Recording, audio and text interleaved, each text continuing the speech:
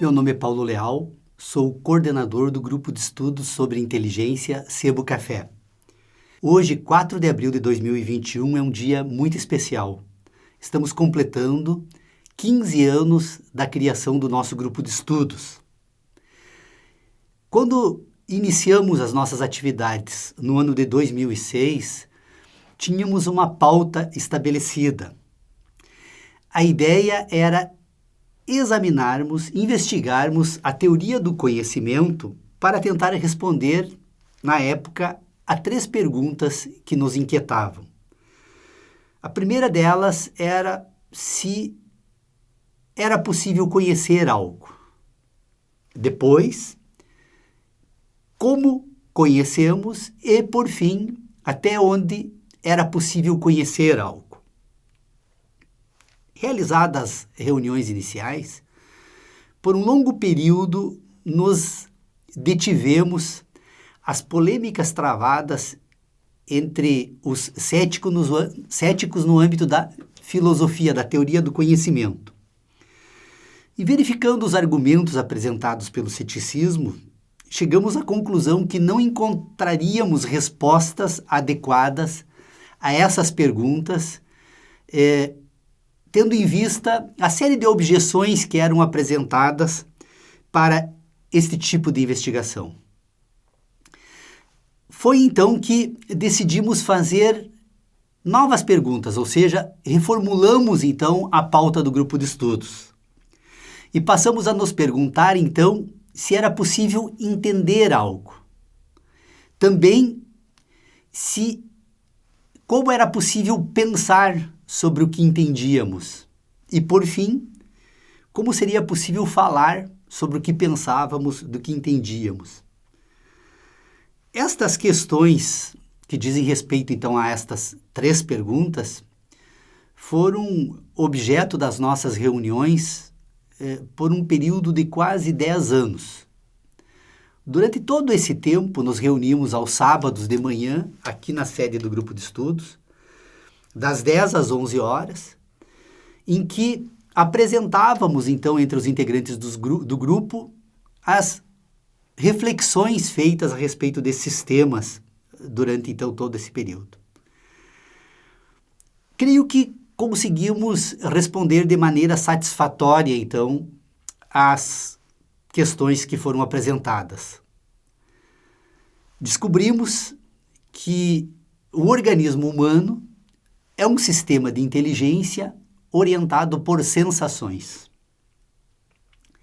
Que esse sistema de inteligência orientado por sensações busca, então, a partir de um sistema de relacionamentos, tentar colocar em ordem as sensações do sistema de inteligência com os dados obtidos da objetividade fenomênica. O universo, então, passou a ser tomado como um conjunto de fenômenos que são apreendidos por esse sistema de inteligência enquanto matéria em movimento no espaço. Ou seja, que se formos tratar do universo fenomênico, precisaríamos tomá-lo, então, como matéria, mutação e movimento.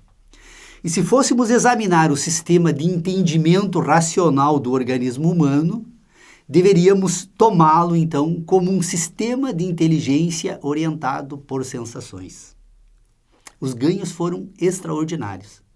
Quem quiser conhecer os debates realizados pelo grupo de estudos, nós disponibilizamos na internet uma série de vídeos das nossas reuniões que estão publicadas num canal do YouTube, num canal, nesse primeiro momento, está em meu nome pessoal, então vocês encontram lá como Paulo Joel Bender Leal. Posteriormente, a esse período de investigação a respeito da estrutura formal da inteligência humana, nós passamos, então, a tentar introduzir um novo tema em nossa pauta. Ou seja, se num primeiro momento nós examinamos as objeções apresentadas pelo ceticismo na filosofia, e num segundo momento examinamos, então, as relações formais que permitem aos indivíduos pensar a respeito de si, da objetividade e do universo fenomênico, nós ficamos ainda devendo nessas nossas discussões uma pauta que nós estamos introduzindo agora a partir das últimas 3 semanas, que é examinar então a linguagem humana. Se nós conseguimos responder de maneira satisfatória como é possível pensar, ou como é possível entender e como é possível pensar sobre o que entendemos, nós a partir de agora vamos nos debruçar a examinar então um problema da maior complexidade da filosofia, que é a linguagem humana, ou seja, o sistema utilizado que permite então aos indivíduos porem em ordem a sua racionalidade e também permite que os indivíduos possam estabelecer diálogos com os demais indivíduos a partir de um sistema de inteligência comum que permita minimamente estabelecer um processo de diálogo em ordem. Pois bem, para tratar a respeito de linguagem, nós precisamos considerar que a linguagem é uma relação de inteligência entre signos e memórias, ou seja, entre os sentidos humanos, entre signos e o sentido, ou uma relação entre signos e significados. Para compreender essa questão que não é simples de ser colocada em ordem num debate no âmbito da filosofia, nós precisamos considerar que a linguagem ela é ordenada a partir de signos linguísticos. Estes signos, que podem ser representações fonéticas, escritas, gestuais, ou por um complexo sistema de imagens, como nós temos hoje, a partir do uso da eletrônica, neste sistema de comunicação humana, portanto, as imagens assumiram um papel preponderante nesse sistema de linguagem utilizado pelos indivíduos para tratarem da objetividade de si mesmo e desse universo na qual eles estão inseridos. Então, inicialmente, nós precisamos reconhecer, então, que a linguagem ela faz uso de um conjunto de signos linguísticos. Estes signos linguísticos, eles têm um significante, que são os dados da objetividade utilizados para pôr em ordem, então, um conjunto de sentidos atribuídos aos signos da linguagem. Então, nós temos o signo, nós temos o significante e nós temos o significado. Como eu disse, então, a linguagem é uma relação de inteligência entre signos e memórias, porque toda a linguagem ela é ordenada a partir de um conjunto de dados que o sistema de inteligência racional dos indivíduos produz e põe em ordem neste processo de constituição da subjetividade que lhe é própria e que, portanto, é resultado das suas relações com o ambiente, com este universo no qual ele se insere. E também ela é um conjunto de dados que tem o propósito, então, de se comunicar com a objetividade, ou seja, com esta parte do universo que está fora do indivíduo. Esta questão precisa ser compreendida com uma determinada cautela, com um cuidado muito grande, para que possamos entender o que efetivamente compõe este signo linguístico quando falamos de significado e de significante. Quem tem acompanhado as discussões que foram realizadas até aqui no nosso grupo de estudos, deve ter verificado que uma das principais conquistas que nós tivemos no curso desses 15 anos de exames e de discussões foi identificar os processos materiais e formais que compõem a razão humana. A razão humana, ela decorre de um processo de relacionamentos entre o organismo e o universo fenomênico. O organismo como uma parte desse universo que recebe, então, impressões desse universo, ou seja, dos fenômenos que ocorrem no âmbito da objetividade. Estas impressões, então, se comunicam com o organismo humano por meio das sensações, do tato, do olfato, do gosto, da audição e da visão. E o organismo, ao receber estas impressões do universo fenomênico, ele produz sínteses de inteligência do universo. Ou seja, sempre que o universo se imprime no organismo, ou sempre que um fenômeno ocorre no universo, e o universo é mutação objetiva no espaço, ou seja, o universo é permanente mutação, está permanentemente se imprimindo, então, no organismo humano. Toda vez que ele se imprime, este organismo, então, produz uma síntese de inteligência, um conjunto de sínteses de inteligência, e estas sínteses de inteligência, então, elas compõem aquilo que nós podemos tratar, ou podemos denominar, então, sob o ponto de vista da linguagem, das memórias que o organismo produz no curso da sua existência. Estas memórias, elas são dados materiais, ou seja, quando o organismo se imprime, esta síntese produzida é produzida por meio de processos químicos e físicos que ficam armazenadas, então, neste organismo e são utilizadas depois por um outro processo de inteligência que é o que vai resultar, então, na racionalidade humana. É importante entender, e eu confesso que durante todo o tempo que trato desse tema no nosso grupo de estudos, eu percebo uma dificuldade imensa entre os integrantes do grupo de estudos em conseguir distinguir aquilo que o organismo recebe, então, desta objetividade e se imprime e resulta, então, nestas sínteses de inteligência, que são as memórias, com um outro processo que surge a partir daí, na medida em que o indivíduo, então, agora, depois de ter sido impresso, depois de ter constituído um conjunto de dados, que são as sínteses ou as suas memórias, ele se volta agora para este acervo de informações e passa a pôr este acervo em ordem, e na medida em que ele põe em ordem, ele relaciona então as suas memórias umas com as outras e produz a partir daí agora um novo tipo de dado utilizado pelo sistema de inteligência, que são os dados racionais. É importante distinguir esses dois momentos. Particularmente escrevi um texto a respeito deste assunto, em que eu dei, então, o título para este estudo chamado Ciência e Conhecimento no Sistema de Inteligência Humano. Ou seja, o sistema humano de inteligência, então, ele é composto por um conjunto de dados que decorrem destas impressões, que compõem, então, no âmbito do organismo, aquilo que a psicologia já acabou colocando em ordem como a parcela inconsciente do sistema de inteligência, ou seja, o indivíduo, ele desde o momento da sua concepção, ele passa a ser impresso pela objetividade.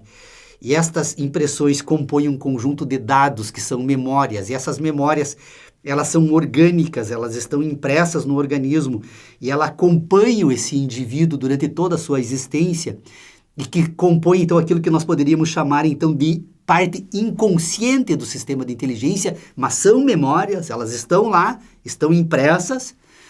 Então, esta parte do sistema de inteligência, então, nós poderíamos dizer que é aquilo que foi conhecido pelo organismo. O organismo, ao ser impresso, ele conhece algo. Tanto que toda vez que nós falamos que vimos, ou que degustamos, ou que sentimos algo por meio do tato, ouvimos algo, ou todas essas impressões, elas são dados que foram conhecidos pelo organismo, ou pelo indivíduo. Depois, quando nós vamos tratar desta ordenação destas memórias, ou seja, quando o organismo, então o sistema racional, se volta para esse conjunto de memórias e passa a pô-las em ordem, relacionar uma com a outra, estas memórias, então, agora elas compõem um outro âmbito do sistema de inteligência, que são as ideias, que nós poderíamos denominar, então, o âmbito do sistema em que se produz a ciência. Ciência, ideias, são relações que o sistema de inteligência estabelece entre as suas memórias e produz agora um outro tipo de inteligência, que é a inteligência racional. Por isso que nós temos que distinguir conhecimento de ciência. Porque o conhecimento é aquela parcela que foi impressa e a ciência é aquela parcela que foi colocada em ordem pela racionalidade. Esta questão é muito importante porque quando formos tratar, então, dos signos linguísticos, nós vamos perceber que o signo linguístico, então, ou seja, esta parte da linguagem que surge no processo de constituição da razão humana, ela se desenvolve no âmbito da ciência. O signo, então, vai buscar o significante e vai também produzir o significado no âmbito da racionalidade. Eis aí um grande problema da filosofia da linguagem. A filosofia da linguagem até aqui, e precisa ser corrigida, ela sempre tratou como se fosse possível os signos linguísticos estabelecerem relações diretas entre o significado e a objetividade, ou as coisas. Ou seja, quando falamos de uma árvore, sob o ponto de vista da filosofia da linguagem, os filósofos que se dedicaram a este exame, sempre imaginaram que a palavra árvore se comunica com um objeto que se encontra no âmbito do mundo da natureza.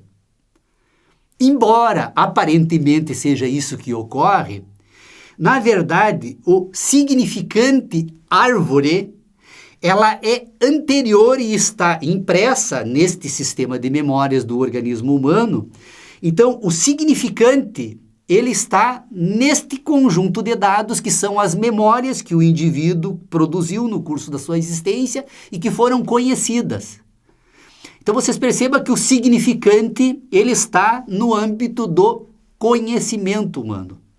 Eu só posso falar de uma árvore depois de ter tido experiências sensíveis no mundo da minha existência que me permitiu entrar em contato com determinados dados da natureza objetiva, entre as quais eu encontrava objetos, então, em que o signo linguístico, ao ser produzido, então agora no sistema de racionalidade, busca esta memória para tratar, então, como o significante do signo. Então, são as memórias das árvores que eu tenho no curso da minha existência. Então, quando eu falo em significante no signo linguístico, eu não estou tratando de uma relação entre o signo e um objeto da natureza, mas entre o signo e as memórias produzidas pelo sistema de racionalidade que estão no âmbito da natureza. Então, o signo linguístico tem um significante que está ordenado pelo conhecimento humano. Já o significado do signo, poderíamos voltar então agora a tratar desta expressão linguística que eu estou utilizando aqui como árvore. Então o significado agora é dado pelo sistema de racionalidade. É um dado produzido no âmbito então da razão humana e que permite então eu ter uma ideia de árvore. Vocês percebam então que eu tenho o signo, que é a expressão linguística, árvore.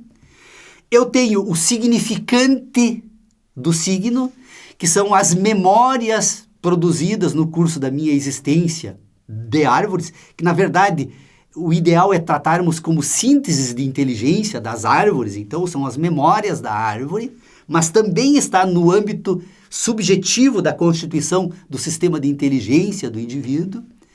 E eu tenho o significado árvore, que agora é um outro momento do sistema de inteligência em que ele se volta para as memórias e liga, então, estes dados conhecidos com as ideias produzidas por meio de relações e estas ideias, então, se relacionam com o signo. produzido pelo sistema de inteligência. Essa discussão, ela num primeiro momento parece um pouco difícil.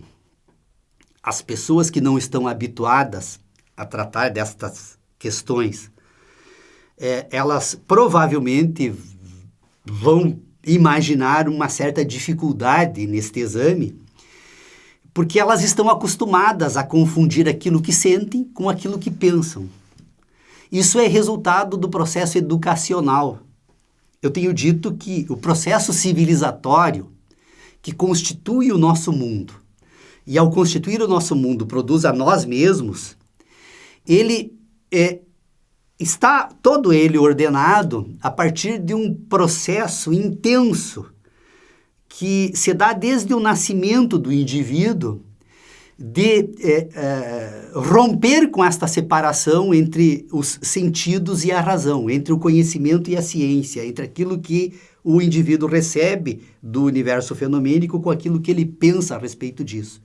Então, nós acabamos confundindo, o processo educacional nos fez assim, não nos permite distinguir os nossos aquilo que nós sentimos por meio das nossas sensações daquilo que nós pensamos racionalmente é pôr estas sensações em ordem.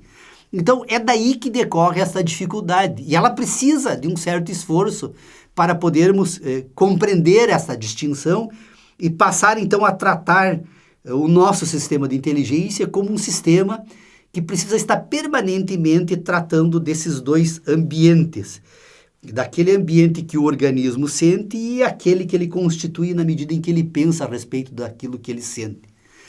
Então, quando nós formos tratar da linguagem, e eu vou encerrar logo esta minha fala, porque eu creio que já trouxe dados mais do que suficiente para pensarmos a respeito desta questão que é da maior importância, mas é importante, quando formos tratarmos da linguagem, também distinguir dois momentos absolutamente distintos da linguagem que é utilizada na ordenação do sistema racional.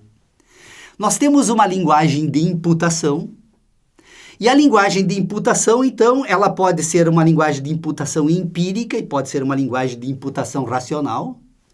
E nós temos uma linguagem de ordenação.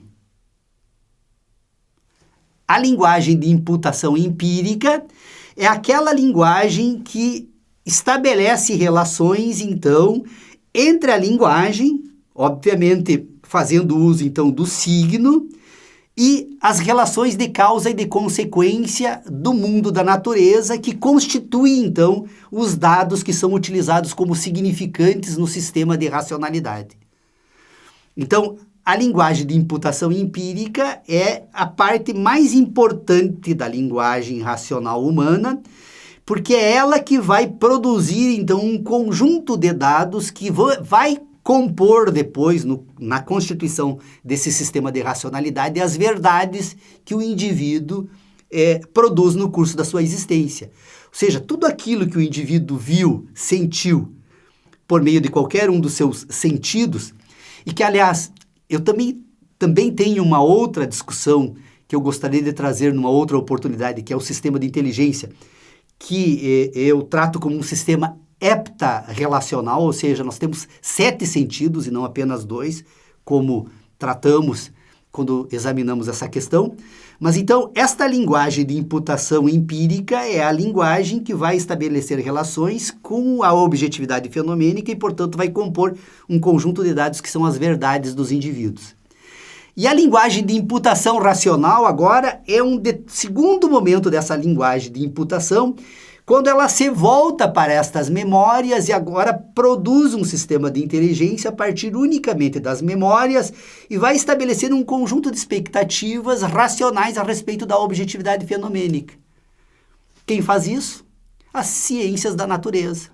O cientista ele só consegue se antecipar aos fenômenos da natureza porque a partir de dados buscados de imputação empírica, ele passa então a produzir determinadas expectativas a partir de um sistema de imputação racional e a partir daí ele constrói um sistema de ideias ou racional que tem por propósito, então, se antecipar a determinados dados da objetividade fenomênica, porque a partir das experiências trazidas, então, destas relações de causa e consequência, ele percebeu que determinados dados no âmbito da objetividade, embora havendo matéria, mutação e movimento, ou seja, o universo seja uma mutação objetiva no espaço, alguns dados tendem a repetir-se de modo semelhante, que, portanto, é possível trazer estas experiências por o âmbito da racionalidade e construir um sistema de imputação racional.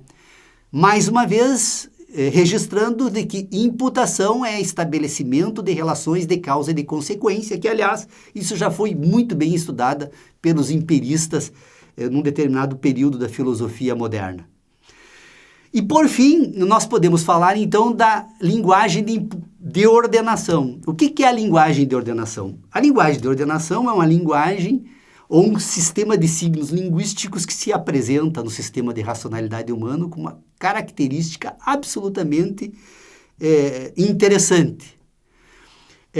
A linguagem de ordenação, uma boa parcela dela pelo menos, ela é destituída de significante. Imaginem uma linguagem que só tem significado, não tem significante. Eu acredito que quem está me ouvindo vai reagir com uma certa perplexidade. Mas é absolutamente singelo o exemplo que eu trago aqui para explicar esta minha afirmação. A linguagem destituída de significante, uma linguagem que só tem significado, é a linguagem utilizada nas certezas humanas. É a linguagem matemática, por exemplo, uma linguagem que só tem significado. A linguagem da geometria é uma linguagem que só tem significado. E no âmbito da própria linguagem, nós poderíamos estabelecer um conjunto de relações sintáticas que tem por objetivo pôr em ordem a própria linguagem no âmbito da comunicação humana e no âmbito da racionalidade. Esta linguagem sintática, ela já não é destituída de significante, porque ela tem os próprios signos linguísticos como dados, então, para produzir o significado. Mas ela deve ser colocada dentro dessa linguagem de ordenação, porque ela tem essa função de colocar em ordem o sistema de inteligência no tempo e no espaço.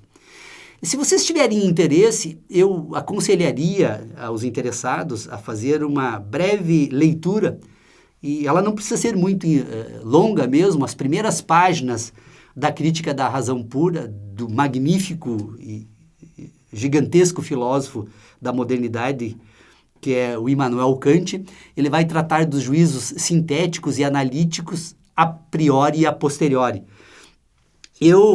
Nos textos que escrevi, eu quero deixar bem claro que eu trato as relações analíticas de uma maneira um pouco diferente do propósito kantiano, porque o propósito kantiano, a Crítica da Razão Pura, foi escrita dentro de um contexto histórico e político, especialmente por influência das religiões, que não lhe permitiram romper completamente com os pressupostos racionais da escolástica.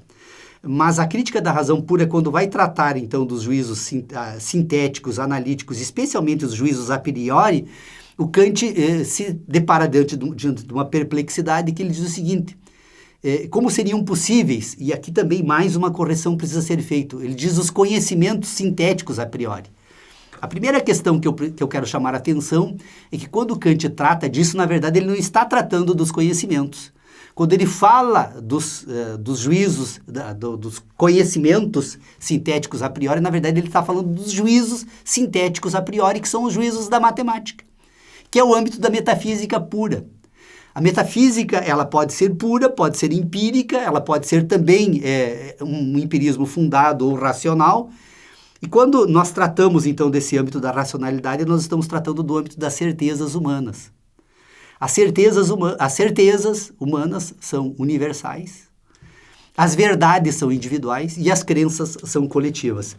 Portanto, eu encerro aqui, então, chamando a atenção para a necessidade de tratarmos da linguagem, então, de imputação de forma distinta da linguagem de ordenação, e convidando a todos a continuarem participando das nossas reuniões do grupo de estudos. Nós nos reunimos todos os sábados das 10 às 11 horas da manhã.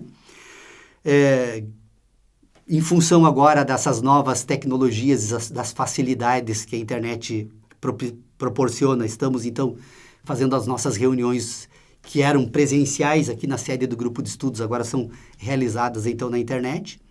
E aos que não conseguirem participar dos nossos debates, então podem acompanhar por meio deste canal, YouTube/Sebo-Café, onde nós disponibilizamos então os vídeos dos debates que são travados aqui. Muito obrigado a todos, vida longa ao nosso grupo de estudos, que hoje, como eu disse, 4 de abril de 2021 completa 15 anos.